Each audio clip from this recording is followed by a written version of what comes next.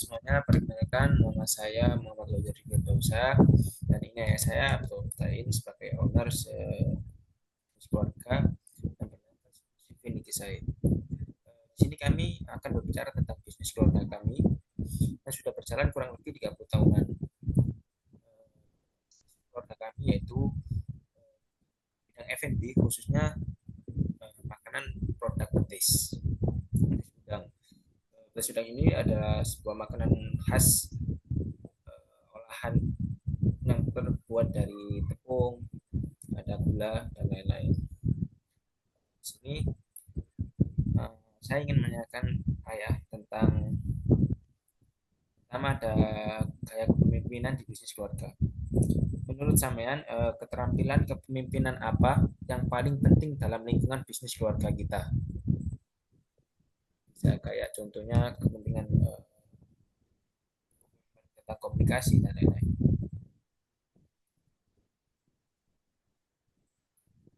Satu lebih ke dari keterampilan dalam dulu, yakni menata hati, di mana eh, pemimpin itu hatinya ibarat lautan, yang kapal pun kalau masuk pun tetap lautan, perahu kecil pun tetap lautan. Yang kedua baru diimplementasikan dengan komunikasi yang baik, karena tutur kata dan komunikasi yang baik itu lebih menenangkan ke lawan main atau lawan komunikasi kita. Terlebih dalam memimpin sebuah karyawan yang dimana terkadang juga ada lelah, itu yang menjadikan komunikasi itu yang menyejukkan hati mereka. Itu sih lebih tepatnya arahnya ke situ. Bisa ayah kasih contoh spesifik kapan sampean harus menggunakan keterampilan kepemimpinan ini? Dalam hal eh, di tempat usaha atau tempat produksi, lebih tepatnya kita harus melihat karyawan atau anak buah kita itu posisinya sedang apa. Apakah dia diposisikan di posisi yang sibuk dengan pekerjaannya, sehingga waktu ngobrol atau waktu kita ada kebutuhan untuk memerintahkan itu, lihat jeda, kita jeda dulu untuk berkomunikasi, karena terkadang komunikasi niat kita itu baik tapi sampainya nggak baik karena momen atau waktu berkomunikasi. Dua juga dari sisi ke pelanggan. Pelanggan juga ada momen-momen juga, atau distributor kita di mana dia dengan pikiran penuh, tapi kita masuk dengan berkomunikasi dengan baik, akhirnya juga enak datangnya. Nyampainya enak, maksudnya juga sampai gitu. Lalu pertanyaan selanjutnya itu tentang manajemen karyawan. Menurut sampean mengapa kepercayaan karyawan, ketertarikan paket dan retensi penting dalam bisnis keluarga kita? Eh, Karyawan itu ibarat kita, usaha itu nggak bisa jalan tanpa adanya sebuah kepercayaan atau tanggung jawab yang kita berikan. Jadi selama kita berikan sebuah tanggung jawab ke mereka dan mereka melaksanakan dengan baik, kita reward atau kita apresiasi, kita kasih bonus. Kalau memang belum bisa melaksanakan dengan baik atau belum bertanggung jawab dengan tugas atau job desk masing-masing, kita ingatkan juga dengan yang baik. Karena sebuah lajunya perusahaan itu, di samping sebuah pemimpin yang handal, juga membutuhkan karyawan yang kompeten, di mana dengan sebuah kepercayaan itu kita bisa tidur nyenyak gitu bahasanya. Kita mau jalan kemana, tetap bisnis itu tetap bisa jalan. Saat bekerja tulang punggung di perusahaan bagian karyawan. Di mana? Bisa jadi tulang punggung di perusahaan. tentang masalah operasional ini di kalau karyawan. Betul. Karena tanpa karyawan juga nggak bisa kita mengerjakan semuanya itu dengan sendiri gitu.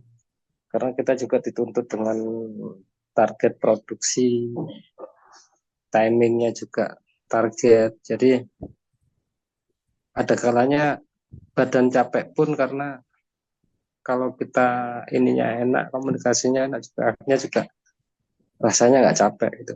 Karyawan bahasanya seperti itu. Lalu apa strategi spesifik yang saya lakukan untuk menarik atau mempertahankan bakat karyawan ini? Entah dengan cara mungkin menciptakan lingkungan kerja yang positif atau Kalau untuk lingkungan kerja yang positif itu pasti. Jadi yang dimana kita juga dibekali sebuah agama, masing-masing juga punya keyakinan. Nah, kewajiban-kewajiban dari sebuah pekerjaan itu ada nilai ibadahnya gitu. Jadi bukan hanya kita asal mencontohkan mereka harus bekerja A, B, C, D, tapi lebih tepatnya itu ibadah. Sehingga ibadah itu pun jadi kewajiban akhirnya mensupport mereka untuk bekerjanya ikhlas atau apa ya tepat-tepatnya itu bukan karena sebuah suruhan atau perintah dari bos atau pemilik atau pimpinan. ini ada pertanyaan tentang resolusi konflik. Kan saya pernah menjelaskan tentang perbedaan pendapat mengenai arah strategi bisnis, yang dimana saya dan Pak D kan eh, sama-sama di generasi kedua, tetapi memiliki perbedaan pendapat tentang arah bisnis, yang mana antara generasi tua dan generasi lebih muda. Nah, menurut sampean, eh, bagaimana cara sampean menyelesaikan konflik tersebut, perbedaan arah strategi bisnis? Kadang seseorang yang pasti itu prinsip setiap orang tuh berbeda. Kedua, tidak bisa disamakan sebuah prinsip itu untuk jadi satu. Tapi dari sebuah perbedaan itu di mana satu sama lain tuh bisa menghormati satu sama lain dengan tidak menjatuhkan pendapat kakak, kakaknya ayah atau Pak D, samping juga sebaliknya. Pak D juga menjatuhkan prinsip atau pola pikir ayah. Nah, caranya seperti apa? Dengan kita meriset terlebih dahulu apa yang dibutuhkan di lapangan, baik dari sisi produksi juga sisi market. Dari situ kita riset, akhirnya kita mengambil sebuah langkah yang dimana apa yang bisa menjelaskan untuk bisa sama-sama menerima dari pendapat kita yang baik. Jadi semuanya baik, terkadang ada yang lebih baik, tapi tanpa menjatuhkan sosok tua atau sosok muda yang dimana kita keluarga. Jadi kita lebih ke langsung ke mempraktekkan ini loh contohnya maksud saya seperti ini gitu. Sehingga itu bisa menerima dengan baik tanpa oh ya. Akhirnya beliau pun juga oh ya ternyata idenya lebih bagusan kamu gitu. Nah itu lebih jatuhnya endingnya seperti itu. Tapi tanpa riset atau tanpa kita uh, apa ya sok benar itu. Walaupun tua pun ya nggak bisa dihargai yang muda. Apalagi yang muda untuk bisa dihargai yang tua. Makanya pentingnya cara berpikir, berkomunikasi, terus lebih mengedepankan adab itu bahasanya. Itu yang lebih utama. Jadi adab itu lebih berharga daripada ilmu yang tinggi. Jadi dari pembicaraan dari awal tadi bisa tak simpulkan, ketika kita belajar bahwa kepemimpinan yang efektif, lalu manajemen karyawan yang baik dan kemampuan menyelesaikan konflik adalah kunci sukses dalam menjalankan bisnis keluarga.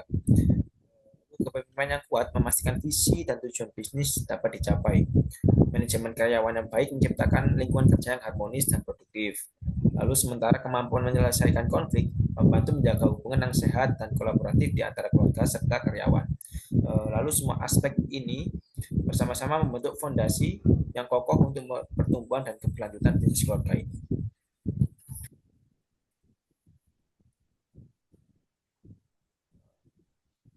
Jadi kita tak harus tahu inti dari visi misi itu. Sama-sama mengetahui masing-masing baik saudara atau generasi sama-sama generasi kedua dan juga karyawan. Sehingga semua tersampaikan dengan komunikasi yang baik, didukung yang utama dengan adab cara kita memberikan contoh yang baik. Insya Allah juga bisa ditiru dengan baik. Jadi owner atau pemimpin itu nggak hanya harus pandai dalam berpikir, tapi juga harus pandai juga mencontohkan kebaikan-kebaikan. Tanpa mencontohkan kebaikan, nonsen bisa menjadi seorang pemimpin yang bisa disegani. Pemimpin itu harus disegani, bukan ditakuti. Sekian bisa kami sampaikan. Terima kasih.